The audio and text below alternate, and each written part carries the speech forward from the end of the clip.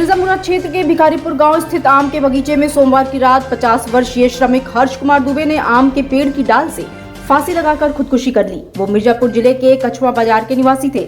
हर्ष की साइकिल बगीचे में खड़ी मिली और फांसी उन्होंने अपने ही गमछे से लगाई थी। हर्ष की बेटी की 1 माह बाद ही शादी होनी थी और परिवार जबरदस्त आर्थिक तंगी में था। हर्ष काम की तलाश में एक पखवाड़े पूर्व साइकिल से ही वाराणसी शहर के लिए निकले थे। काफी तलाश के बाद काम नहीं मिला तो निराश पिता ने फांसी लगाकर अपनी जान दे दी।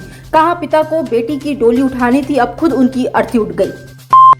जलसा थाना के झबरा जलालपुर में प्रेमिका को वीडियो कॉल पर प्रेमी फांसी के फंदे से झूलकर जान दे दी।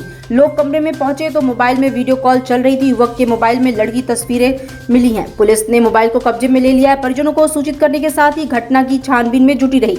प्रयागराज के बरेली निवासी महमूद आलम झबरा के दिनेश गुप्ता के यहाँ रहकर मिठाई का पैकेट बनाने का काम करता था। महफूज 1 हफ्ते पहले प्रयागराज अपने घर गया था। 3 दिन पहले ही घर से वापस आया था। दिनेश ने बताया कि घर से वापस आने के बाद वो परेशान लग रहा था। सोमवार शाम काफी देर बाद भी जब वो कमरे से नहीं निकला तो दिनेश ने आवाज लगाई। मिर्जापुर जिले के कछुआ स्थित श्री गांधी विद्यालय इंटर कॉलेज में कार्यरत सहायक लिपिक विजय शंकर 28 लाख के गबन के मामले में आर्थिक अपराध अनुसंधान संगठन की वाराणसी टीम ने मंगलवार को कछुआ से गिरफ्तार कर लिया। विजय शंकर कछुआ थाना क्षेत्र के उमरूपुर गांव का निवासी है। EOLW के इंस्पेक्टर सुनील वर्मा ने बताया कि श्री गांधी विद्यालय इंटर कॉलेज के प्रबंधक हरिमोहन सिंह ने थाना कछुआ वर्ष 2018 में प्रथम सूचना रिपोर्ट दर्ज कराई थी। बताया कि चंद्रभूषण उपाध्याय के द्वारा स्वयं को प्रबंधक मानते हुए वर्ष 2013 से वर्ष 2016 के मध्य फर्जी मोहर, हस्ताक्षर एवं सदस्यों की फर्जी सूची बनाई। इसके बाद धोखाधड़ी से अन्य अभियुक्तों से मिलीभगत करके विद्यालय का लगभग 28 लाख रुपया व्यक्तिगत हित में लेते हुए संस्था को क्षति पहुंचाई है। कैंट रेलवे स्टेशन स्टैंड पर वाहनों को खड़ा करने के बदले निर्धारित से अधिक शुल्क वसूली की शिकायत को रेलवे प्रशासन ने गंभीरता से लिया है। स्टेशन प्रबंधक गौरव दीक्षित ने इसको लेकर रिपोर्ट उच्च अधिकारी को भेजी है। वही मामले की जांच कराने की बात कही है। जांच में यदि आरोप सही पाए गए तो स्टैंड चालक के खिलाफ सख्त कार्रवाई की जाएगी। वाहन स्वामी सुधीर कुमार गौड़ ने बताया कि कैंट रेलवे स्टेशन पार्किंग में पहले 20 रुपए लगता था, अब चाहे 1 घंटा खड़ा करे या पूरे 25 रुपए वसूला जाता है। मनोज ने बताया कि स्टैंड में गाड़ी खड़ा करता हूं। संचालक का कहना रहा कि चाहे कि जितनी देर भी गाड़ी खड़ी करिए पूरा पैसा देना पड़ेगा। विकास पांडे ने भी यही दिक्कत बताई। होती है घोलमेल नहीं, अमूमन जो पहले था वो थोड़ा अलग था, बट अभी ये लोग नए लोग हैं तो बट अमूमन वही है, मतलब कितना भी कम टाइम रहे बट 24 आवर के लिए ये लोग बताते हैं। लेकिन अगर 2 घंटे भी रोको तो 25 रुपये यहाँ देना ही पड़ता है। वाराणसी स्टेशन पर जो सेकेंड एंट्री पर मोटरसाइकिल स्टैंड है उसके विषय में कुछ ओवर चार्जिंग की शिकायतें कल प्राप्त हुई हैं कि वो जो नियमित शुल्क है उससे ज़्यादा पैसे ले रहा है। इस संबंध में हमने रिपोर्ट बनाकर मंडल कार्यालय को भेज दिया ताकि जो कॉन्ट्रैक्ट कंडीशन है उसमें जो भी पेनल्टी के प्रोविजंस है उसके आधार पर कार्रवाई की जाए। ये कार्रवाई कब तक हो जाएगी? कार्रवाई 2 दिन के अंदर हो जाएगी। तो क्या कितना पेनल्टी लगती है? पेनल्टी में जो उनका कॉन्ट्रैक्ट का जो पीरियड है टोटल 3 साल का, उस पर जो टोटल अमाउंट है उसका पहली गलती होने पर उसके 2% तक की पेनल्टी है, अगली गलती होने पर 5% तक की। छावनी क्षेत्र के रणबांकुरे मैदान में पिछले 16 नवंबर से 6 दिसंबर के बीच अग्निवीरों के लिए आयोजित भर्ती रैली के बाद हुई लिखित परीक्षा के परिणाम घोषित कर दिए गए हैं। अग्निवीरों की परीक्षा 15 जनवरी को हुई थी। सेना भर्ती कार्यालय के अनुसार लिखित परीक्षा में सफल अभ्यर्थियों के नतीजे सैन्य मुख्यालय से जारी कर दिए गए हैं। सेना भर्ती कार्यालय ने सफल अभ्यर्थियों को 2 फरवरी को सुबह 9 बजे से कार्यालय अवधि के बीच छावनी स्थित कार्यालय में रिपोर्ट करने को कहा है। अभ्यर्थियों को अपने सभी मूल प्रमाण पत्रों के साथ पहुंचकर रिपोर्ट करना है। कांग्रेस पार्टी के हाथ से हाथ जोड़ो अभियान के क्रम में मंगलवार को महानगर कांग्रेस कमेटी की ओर से मैदागिन चौराहे से भारत रत्न राजीव गांधी की प्रतिमा पर माल्यार्पण कर मधुमेश्वर वार्ड में पार्टी नेता राहुल गांधी के पत्र व राष्ट्रीय नेतृत्व द्वारा बीजेपी सरकार की ऊपर लगाए गए चार्जशीट का विवरण दिया गया।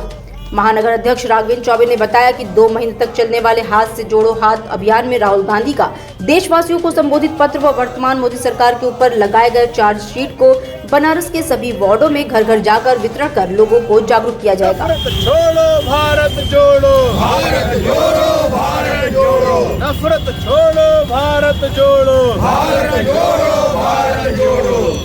बिजली पानी दे न सके जो सरकार निकम्मी है, जो सरकार निकम्मी है, वो सरकार निकम्मी है। बिजली पानी दे न सके जो सरकार निकम्मी है, जो सरकार निकम्मी है, वो सरकार निकम्मी है। बनारस रेल इंजन कारखाना के केंद्रीय चिकित्सालय के फिजियोथेरेपिस्ट राजेंद्र सिन्हा व पूर्व राष्ट्रीय वॉलीबॉल खिलाड़ी सीएम यादव सहित 10 कर्मचारी सेवानिवृत्त हुए। सेवानिवृत्त होने वाले कर्मचारियों में सीएम यादव राष्ट्रीय स्तर के खिलाड़ी रहे हैं। उन्होंने कई वर्षों तक बरेका वॉलीबॉल टीम को प्रशिक्षण भी दिया है। कीर्ति कक्ष में मंगलवार को आयोजित विदाई समारोह में सभी सेवानिवृत्त कर्मचारियों को प्रधान वित्त सलाहकार अमर कुमार सिन्हा ने मेडल एवं फोल्डर भेंट कर ससम्मान भावभीनी विदाई दी। उन्हें अपने संचित धन को उचित तरीके से उपयोग करने का सुझाव भी दिया। छावनी क्षेत्र स्थित लाल गिरजाघर परिसर में मंदिर के विनाश लिखे शब्द पर कड़ी आपत्ति जताते हुए मंगलवार को हिंदुवादी संगठन के कार्यकर्ताओं ने हंगामा किया। पुलिस की मौजूदगी में दर्जनों कार्यकर्ता गेट को धक्का देकर जबरदस्ती अंदर घुसे और नारेबाजी की। कार्यकर्ताओं का कहना है कि परिसर से मंदिर का विनाश शब्द एक हफ्ते में नहीं हटा तो वो चर्च के सामने धरना प्रदर्शन करेंगे। पुलिस ने इस मामले में कार्रवाई का आश्वासन दिया, तब लोग शांत हुए। गौरतलब है कि चर्च परिसर में मंदिर के विनाश शब्द की फोटो पिछले कई दिनों से रह रहकर वायरल हो रही थी। इसको लेकर विरोध की सुगबुगाहट हो रही थी। कुछ प्रतिनिधियों के द्वारा चर्च के जो एक दो स्लोगन्स लिखे थे उस पर उनको आपत्ति थी। इसी को लेके आज इनके द्वारा जो है यहाँ पे आक्रोश व्यक्त किया गया, जिसमें इनके प्रतिनिधि और जो चर्च के फादर थे उनके बीच में वार्ता की गई। वार्ता के क्रम में चर्च के द्वारा वो पुष्टिकारक साक्ष्य दिखाए गए, जिस क्रम में ये स्लोगन लिखे हुए थे। सर, उनका संतुष्ट हो पाए हैं वो लोग? जो प्रतिनिधि के द्वारा जो बातचीत की गई उससे वो संतुष्ट दिखे। फिर भी जो है कुछ सूत्रों से यह तथ्य प्रकाश में आया है, संज्ञान में आया है कि एक परिवार दाखिल किया गया है हिंदू पक्ष के द्वारा।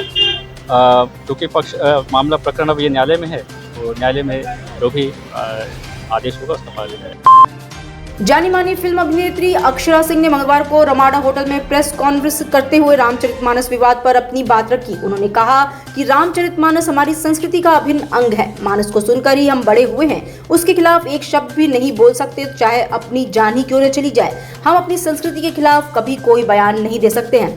बता दें कि भोजपुरी सनसनी अक्षरा सिंह का बीते दिनों एक फोटो वायरल हुआ था, जिसमें बैचलर पार्टी नजर करती आई थी। इसके बाद से इंडस्ट्री और उनके फैंस के बीच एक कयास लगाया जा रहा था कि अक्षरा सिंह शादी करने वाली हैं, लेकिन आज अक्षरा सिंह ने खुद इस राज से पर्दा उठा दिया, वो भी डीजे एलजे की काजोल के स्टाइल में तौलिया में आकर एक गाने के जरिए। लड़कियों को मैसेज जाए कि लड़कियां अपने आप के वजूद के लिए स्टैंड लें। लड़कियों में आजकल बहुत डर देखने को मिलता है, चाहे वो फैमिली प्रेशर हो, चाहे वो बॉयफ्रेंड हो, चाहे वो शादी करने के बाद पति हो, हर तरीके से माँ बनने के बाद हस्बैंड का प्रेशर, बहुत सारा प्रेशर होता है।